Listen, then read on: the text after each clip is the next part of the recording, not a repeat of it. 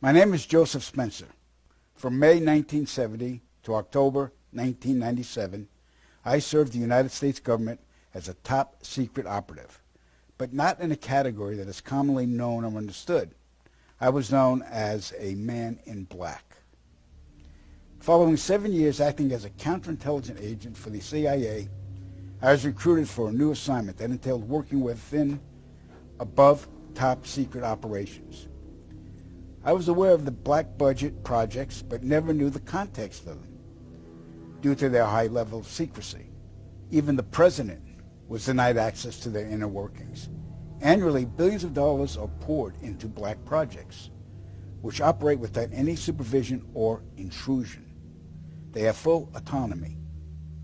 The operations deal primarily with advancing military technologies, most of which have been reverse engineered from recovered alien spacecrafts that had either crashed or were shot down by our military. The public, sadly, will never, ever have knowledge of these operations. This transition in my life happened in 1970. The senior black project director was William T. Latham, who had worked under CIA Executive Director Richard Schlesinger. Latham stated that I was the perfect candidate for my new position. I was a foster child, and I had no connections to existing relatives. I had no friends or social life. It was easy for them to erase my past and provide me with a new identity. I gave myself to them as a priest would to his God. But first, my mind had to be erased.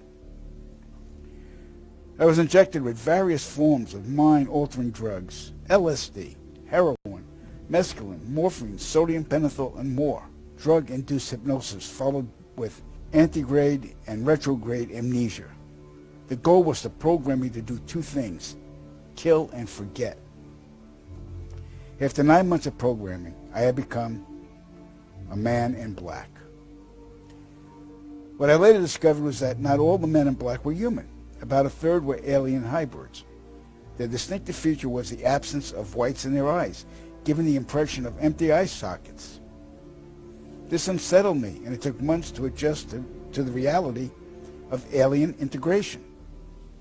My assignments largely dealt with UFO sightings and crash sites. In August of 1971, I witnessed my first UFO crash site just north of Edwards Air Force Base in California. Inside the craft were 3 grayed humanoids, 2 dead, 1 still alive. Also in the craft was a human female abductee. The alien humanoids were transported to the base, but 2 witnesses had arrived before us and took several photographs. The first surrendered his camera, but the second fled. When we apprehended him, he resisted, and I was ordered to silence him, which I did.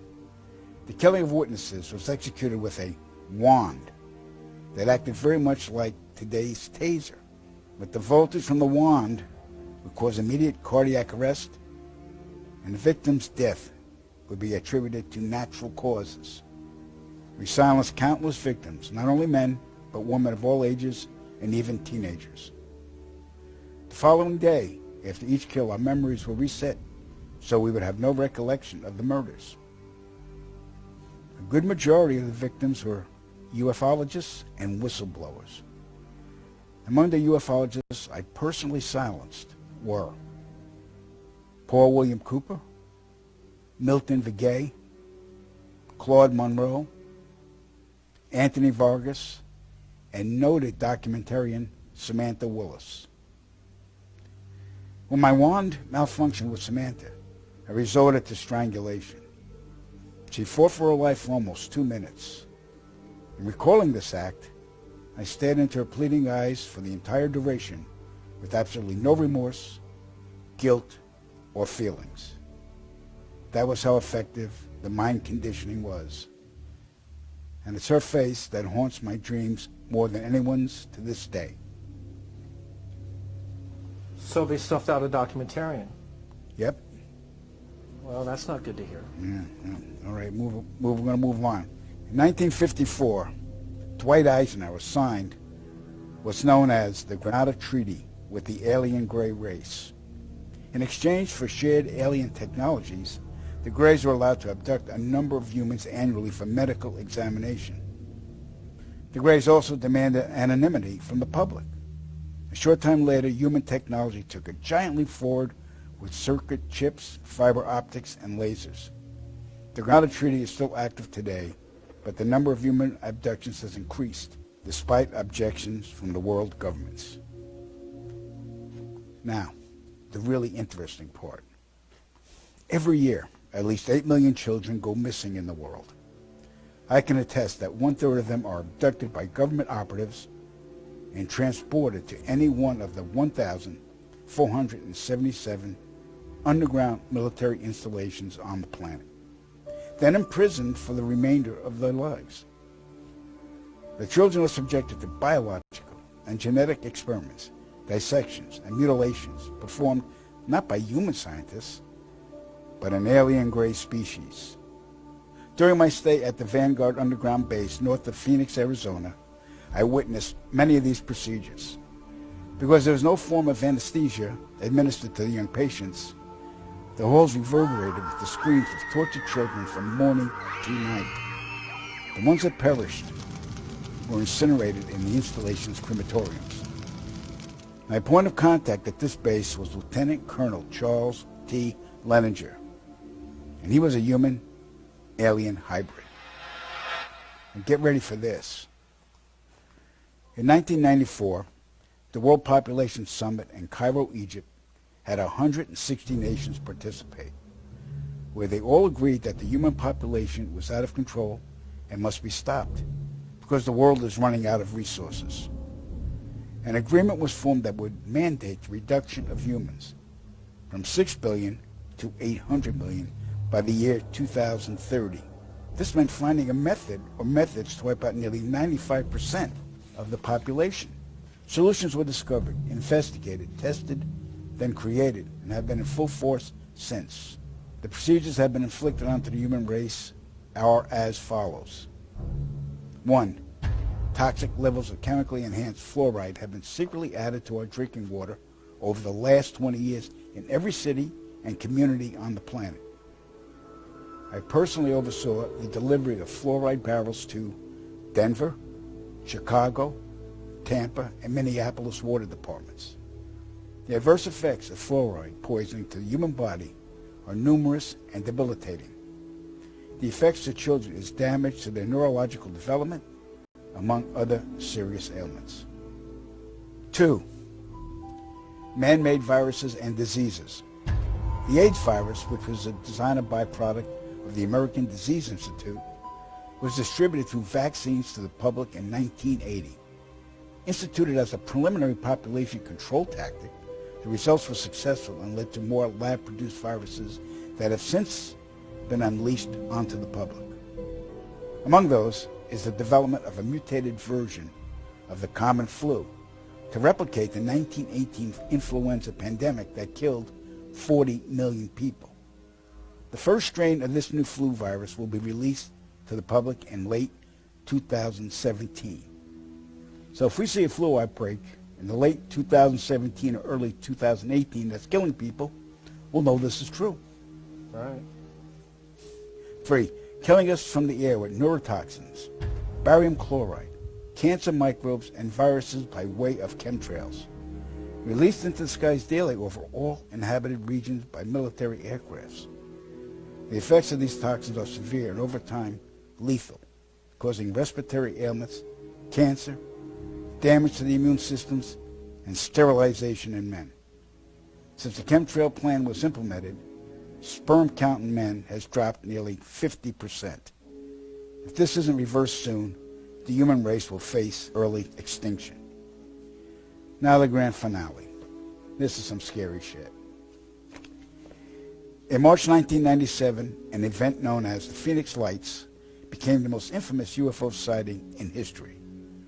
A mile-wide vessel, clearly not man-made, flew slowly and silently over the state of Arizona and was witnessed by 10,000 people, including the governor of Arizona. To date, there has been no reasonable explanation. But for every witness interviewed, the craft was as real as anything they'd ever seen. Their lives were transformed. They now believe that we truly are not alone. However, there is another truth, for I know what they really saw. In 1986, while stationed at an underground installation near Boulder, Colorado, I was introduced to Project Skybeam by Lieutenant General Andrew Garris. I was then led down a corridor and into a large hangar where a stealth bomber hovered only 20 feet above me. I stood there confused. Then Garris looked over at me and smiled, then asked if I was certain of what I was seeing. I replied, of course. What else could it be? I was then shocked to find out that this wasn't a real craft. It was a projected hologram. Since the early 1950s, scientists have been developing holographic technology, and over the years improved it to a state that we can only imagine. As I stood there staring at the bomber, which looked so absolutely real and solid that I could reach up and touch it, I contemplated the possibilities. What if this projection was 1,000 feet up in the sky? How would anyone know that that was an illusion? The Phoenix Lights craft, witnessed by 10,000 people, was the first grand-scale skybeam test upon the public. It succeeded beyond expectations. In October 1938, Orson Welles unleashed his War of the Worlds radio broadcast to the American public. It was so realistically portrayed, vast portions of the population went into panic. Terrified citizens scrambled to evacuate their cities in droves. America had been easily tricked by very simple means. To amplify this response, those who are truly in power of not only our country, but all the countries on the planet, and who are the true purveyors of the depopulation process, have formulated the final stage of their sinister plan.